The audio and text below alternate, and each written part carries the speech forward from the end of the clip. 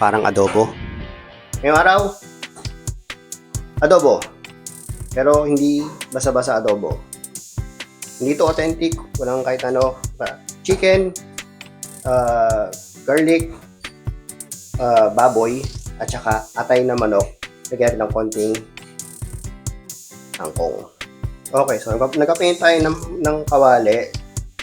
Lagyan ng mantika. So again, chicken na minarinate ko sa toyo at saka garlic powder. So, ang una natin gagawin is mainit na mantika, konti lang gagawin ko.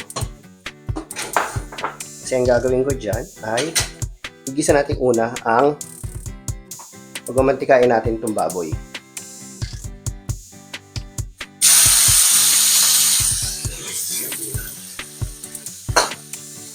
Ngayon, ang gagawin natin dyan, pagmamantikain natin sa kanyang mantika. So, yan.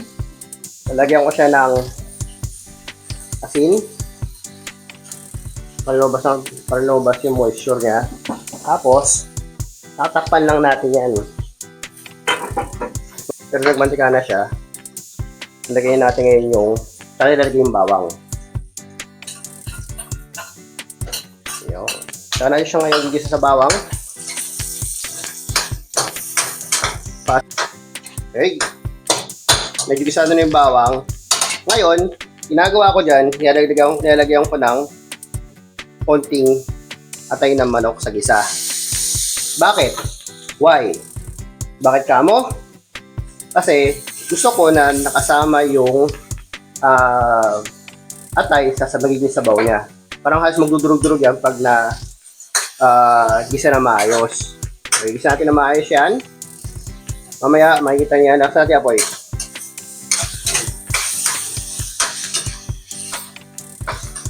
Tapos parang halos pipirituhin ko yan hanggang maging parang overcook yung atay na manok. Kaya sisigurugin. Nagtira ko ng iba para mamaya sa pakulo na. Okay, so yung ginugurog ko yung atay. Yan. So, pirito na siya. So, para siyang mahal na sabaw. So, ang gagawin ko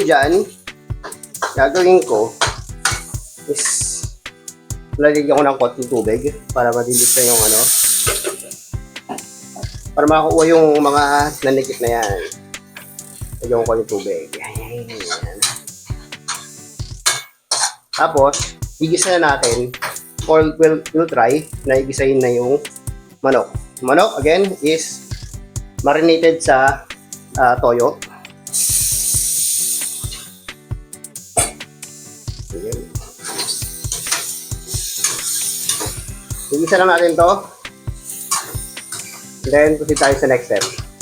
So, medyo gisado na yung manok. At this point, sa ganitong naglalagay na ako ng suka. Niluluto ko na yung suka. Lagay ko sa gilid para maluto ka agad yung acidic part ng suka. Yung iba, inuuna yung toyo. Ako inuuna ko suka para mas mabilis siya na maluluto. Yan, maamoy na kagad para nawala na kagad yung acidity ng suka. And then, sa kanya natin lalagyan ngayon ng toyo. Galing sa utak ng anak ko. Yun. Tsaka, asin. Pagkarami. At, yung iba naglalagay buong paminta. Ako gusto ko ng freshly ground black pepper. Yeah. Yun. And then, halo. Halo lang. Halo. Parang halos ginigisa mo siya sa toyo na may suka na konti. Kasi tingnan natin yan. Tingnan mo kung okay na, kung hindi pa. Dagdag bawas. Nasa yan. Yan. Pag coated na, pwede natin siyang kuluan. Lagyan natin ng tubig. Yung iba, nilalagyan ng oyster sauce. Ako, kahit wag na. Option nyo yun. Di ba kasi gusto medyo matamis yung ano. Ako gusto ko talaga yung medyo nag-aagaw yung alat tsaka asim ng konti.